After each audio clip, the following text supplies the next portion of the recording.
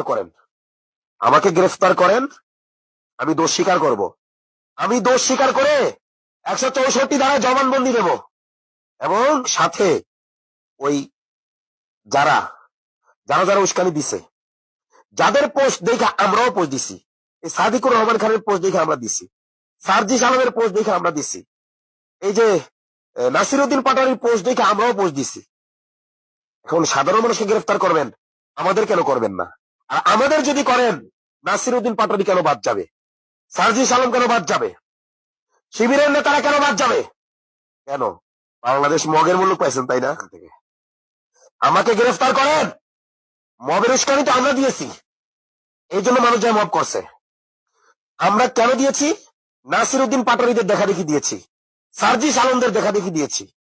সার্জিস আলম যখন লেখছে যে যে বিপ্লবকে চূড়ান্ত করতে হবে, আর নাইলে যেটু যা করার আক্ষেপ ছিল করতে পারিনি তা করতে হবে।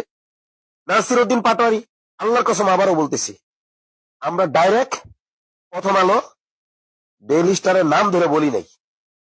তারাও যেমন ইঙ্গিতপূর্ণ শব্দ দিয়ে পোস্ট দিছে, আমরাও এরকম ইঙ্গিতপূর্ণ শব্দ দিয়ে পোস্ট দিছি।